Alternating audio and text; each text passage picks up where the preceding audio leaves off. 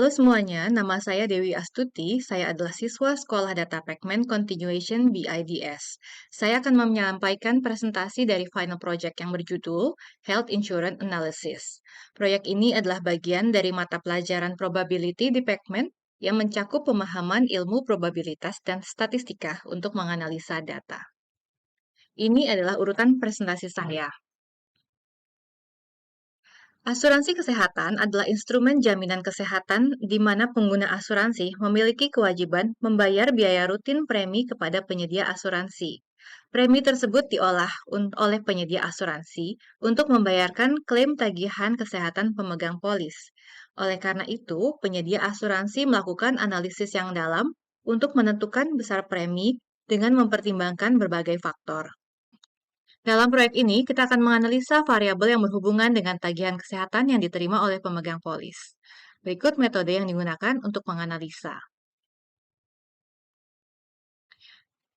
Dataset. Dataset yang digunakan adalah tagihan asuransi kesehatan dengan 1.338 baris yang merepresentasikan jumlah pengguna asuransi dengan variabel berikut. 1. Age atau umur nasabah pengguna asuransi. 2. Seks atau jenis kelamin. 3. BMI atau Body Mass Index dalam kilogram per meter persegi. 4. Children atau jumlah anak yang ditanggung oleh asuransi. 5. Smoker, apakah pengguna perokok atau bukan. 6. Region, yaitu wilayah tempat tinggal pengguna. 7. Charges atau jumlah tagihan kesehatan yang di-cover oleh asuransi. Di sini data terlihat bersih, tidak ada data kosong atau null.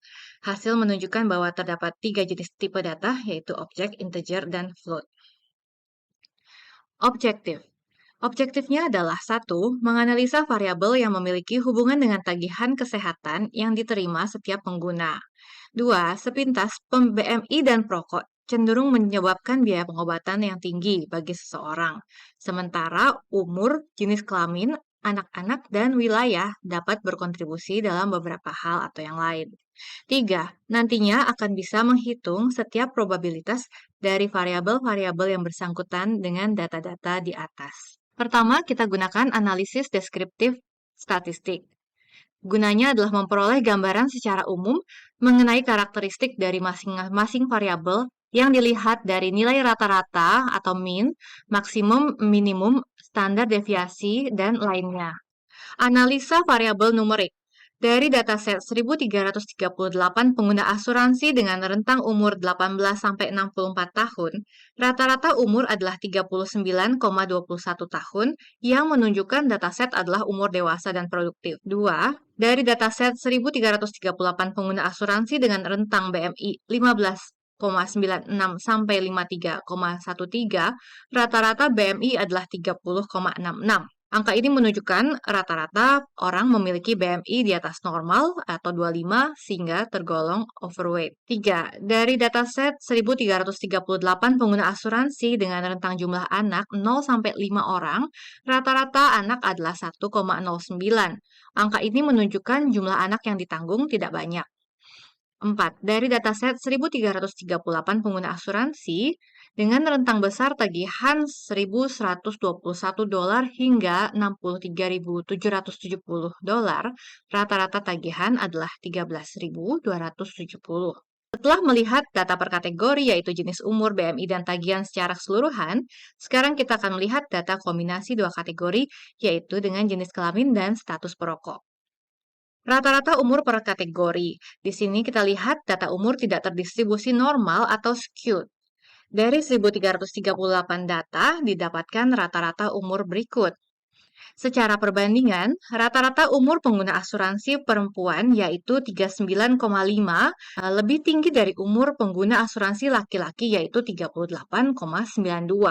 Rata umur non-perokok, baik yang perempuan dan laki-laki, lebih tinggi dibanding yang perokok meski tidak berbeda jauh. Rata-rata BMI per kategori. Data BMI terdistribusi normal. Dari 1.338 data didapatkan rata-rata BMI berikut. Nah, dengan standar batas ideal 25, maka rata-rata BMI di sini tergolong overweight. Dengan rata-rata BMI perempuan lebih rendah dibanding yang laki-laki meski tidak berbeda jauh, dan rata-rata BMI yang perokok lebih tinggi dibanding yang non-perokok meski tidak berbeda jauh. Rata-rata tagihan per kategori. Data tagihan tidak terdistribusi normal atau skewed. Dari 1.338 data didapatkan rata-rata tagihan berikut. Rata-rata tagihan perokok hampir 4 kalinya daripada non-perokok. Lalu rata-rata tagihan perempuan lebih rendah dibanding yang laki-laki, meski tidak berbeda jauh. Rata-rata tagihan non-perokok perempuan lebih tinggi dibanding yang non-perokok laki-laki, meski tidak berbeda jauh. Rata-rata tagihan perokok perempuan lebih rendah dibanding yang laki-laki, dan keduanya jauh lebih tinggi dari rata-rata tagihan keseluruhan. Variansi dan standar deviasi.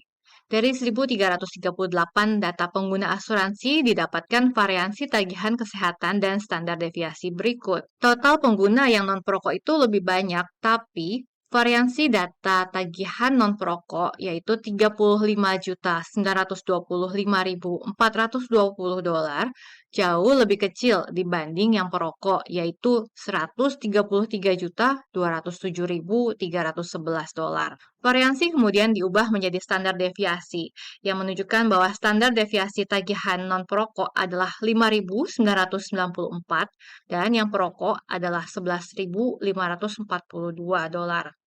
Standar deviasi ini lebih kecil dari nilai rata-rata yang $13.270, yang artinya nilai rata-rata adalah representasi yang baik dari keseluruhan data. Rata-rata tagihan BMI di atas 25 untuk perokok dan non-perokok. Kita melakukan perhitungan rata-rata tagihan pengguna dengan BMI di atas 25 dan perokok atau non-perokok dengan menggunakan fungsi min. Rata-rata tagihan pengguna dengan BMI di atas 25 yang perokok adalah $35.116 atau lebih tinggi hampir 4 kali lipatnya dibanding pengguna dengan BMI di atas 25 yang non-perokok, yaitu $8.629. Hasil ini menunjukkan adanya kemungkinan merokok membuat tagihan kesehatan lebih tinggi. Sekarang, analisis variabel kategori. Proporsi tagihan berdasarkan jenis kelamin. Kita akan mencari gender mana yang memiliki tagihan paling tinggi. Dari dataset didapatkan tagihan paling tinggi ada di tagihan perempuan yaitu $63.770, sedangkan tagihan laki-laki $62.593. Proporsi dan probabilitas perokok per gender. Dari 1.338 data pengguna asuransi, didapatkan 79,52% adalah perokok dan 20,48% adalah non-perokok. Lalu kita mencari probabilitas dari perokok per gender. Kita gunakan rumus berikut, sehingga didapatkan hasil sebanyak 0,42 perokok adalah seorang perempuan, dan sebanyak 0,58 perokok adalah seorang laki-laki. Proporsi pengguna per wilayah. Dari 1.338 data pengguna asuransi, didapatkan proporsi data per wilayah berikut. Proporsi banyak orang di tiap wilayah cukup merata, dengan proporsi tertinggi di Southeast yaitu 27%. Sementara proporsi pengguna asuransi di 3 wilayahnya yang lain, yaitu Northeast, Northwest, dan Southwest, cukup berimbang yaitu sekitar 24 sampai dengan 25%. Proporsi tagihan per wilayah. Dari 1.338 data pengguna asuransi, didapatkan proporsi tagihan di tiap wilayah. Berkorelasi positif dengan proporsi jumlah pengguna, peluang tagihan di Southeast juga memiliki proporsi tertinggi yaitu 30%. Wilayah Northwest dan Southwest memiliki proporsi 23% dan Northeast 24%. Sekarang analisis variabel continue. Kita mencari peluang besar tagihan berdasarkan BMI. Kita membandingkan antara BMI di atas 25 dengan yang BMI di bawah 25. Hasil dari peluang seorang pengguna dengan BMI di atas 25 mendapat tagihan di atas $16.700 adalah 0,85. Hasil dari peluang seorang pengguna dengan BMI di bawah 25 mendapat tagihan di atas $16.700 adalah 0,15. Bisa disimpulkan bahwa semakin besar BMI seorang pengguna, semakin besar peluang tagihan di atas $16.700. Peluang pengguna perokok dengan BMI di bawah 25 mendapat tagihan di atas 16.700. Peluang perokok yang dengan BMI di atas 25 dibandingkan dengan peluang non-perokok dengan BMI di atas 25. Hasil dari peluang seorang perokok dengan BMI di atas 25 mendapat tagihan di atas $16.700 adalah 0,76. Hasil dari peluang seorang non-perokok dengan BMI di atas 25 mendapat tagihan di atas $16.700 adalah 0,24. Artinya, pengguna yang perokok dengan BMI di atas 25 lebih mungkin mendapat tagihan di atas $16.700 dibanding pengguna yang non-perokok dengan BMI di atas 25. Peluang tagihan di atas $16.700 jika diketahui perokok. Kita mencari CDF-nya dengan menghitung proporsi dengan conditional CDF. Ada peluang 93% seorang pengguna yang merokok memiliki tagihan di atas $16.700. Sekarang kita akan melihat korelasi variabel. Dari 1.338 data pengguna polis, didapatkan koefisien korelasi R antara BMI dengan umur 0,11, antara jumlah anak yang ditanggung dengan umur 0,04, antara tagihan dengan umur 0,3, antara tagihan dengan BMI 0,2, antara tagihan dengan jumlah anak yang ditanggung 0,07. Kesimpulan, umur tidak berkorelasi dengan jumlah anak yang ditanggung maupun BMI. Jumlah anak yang ditanggung tidak berkorelasi dengan tagihan.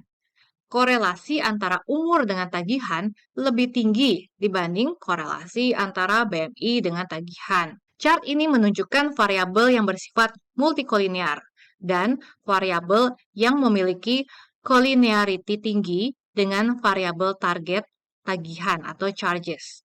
Ini mengungkapkan bahwa perilaku merokok diikuti oleh umur dan BMI sangat berkorelasi dengan biaya tagihan. Korelasi antara BMI dan tagihan perokok. Korelasi antara BMI dan tagihan perokok. BMI pengguna yang perokok memiliki korelasi positif dengan tagihan, yaitu dengan skor 0,81. Semakin tinggi BMI pengguna, semakin besar tagihannya. Pengujian hipotesis. Di sini kita menguji tagihan kesehatan perokok lebih tinggi dibanding non-perokok. H0 adalah tagihan kesehatan perokok lebih besar sama dengan tagihan kesehatan non-perokok. H1 adalah tagihan kesehatan perokok lebih kecil dari tagihan kesehatan non-perokok. Nilai alfa yang digunakan 0,05. Hasilnya, nilai p-value yang didapatkan adalah 1. Karena lebih besar dari alfa, maka kita gagal menolak null hipotesis. Dibutuhkan bukti statistik yang cukup untuk membuktikan klaim tersebut. Yang kedua, tagihan kesehatan BMI di atas 25 lebih tinggi dibanding BMI di bawah 25. Dengan H0 adalah tagihan kesehatan dengan BMI di atas 25 lebih besar sama dengan tagihan kesehatan dengan BMI di bawah 25. H1-nya, tagihan kesehatan dengan BMI di atas 25 lebih kecil dari tagihan kesehatan dengan BMI di bawah 25. Nilai p-value yang didapatkan adalah 0,9999. Karena lebih besar dari alfa, maka kita gagal menolak null hipotesis. Dibutuhkan bukti statistik yang cukup untuk membuktikan klaim tersebut. Tagihan kesehatan laki-laki lebih besar dibanding perempuan. H0-nya adalah BMI laki-laki sama dengan BMI perempuan. H1-nya BMI laki-laki tidak sama dengan BMI perempuan. Nilai alfanya sama dengan 0,05.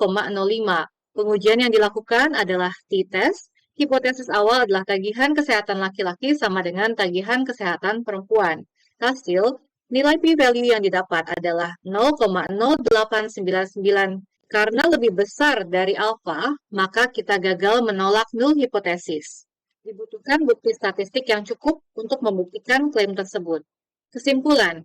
1. Berdasarkan hasil deskriptif, kategorikal, dan continuous analysis, ditemukan bahwa faktor kebiasaan merokok pengguna asuransi memiliki korelasi yang kuat terhadap tagihan kesehatan. Merokok membayar tagihan yang lebih besar dibanding non-perokok. Selain merokok, faktor BMI juga memiliki korelasi dengan tagihan, namun korelasinya cenderung lemah. Pengguna asuransi dengan BMI di atas 25 memiliki indikasi akan membayar tagihan kesehatan lebih tinggi dibanding pengguna asuransi dengan BMI di bawah 25. 3. Sementara faktor umur juga memiliki korelasi positif dengan besar tagihan, di mana semakin tua seseorang, maka semakin besar tagihan tersebut. Namun, korelasinya cenderung lemah. 4. Faktor jenis kelamin tidak berpengaruh langsung terhadap tagihan, namun berpengaruh langsung terhadap nilai BMI dan kebiasaan merokok, di mana persentase jenis kelamin seorang perokok adalah laki-laki lebih besar dibandingkan perempuan. 5. Sementara kesimpulan dari analisis wilayah didapati jumlah perokok dan rata-rata tagihan tertinggi ada di wilayah Southeast. Catatan, ada 4 hal yang bisa dilakukan untuk membuat analisa ini lebih dalam, yaitu 1. Dapat dilakukan analisis yang lebih mendalam mengenai faktor jumlah anak yang ditanggung terhadap perilaku merokok dan tagihan kesehatan saat faktor lainnya sama. Lalu dapat dilakukan analisis yang lebih mendalam mengenai riwayat penyakit yang memiliki korelasi kuat terhadap besar tagihan kesehatan. Dapat dilakukan uji statistik untuk beberapa macam jumlah sampel. Dapat dilakukan analisis regresi untuk mendapatkan hasil hubungan antara variabel untuk menentukan tagihan kesehatan. Ini adalah referensi yang saya gunakan. Sekian, terima kasih setelah mendengarkan presentasi saya.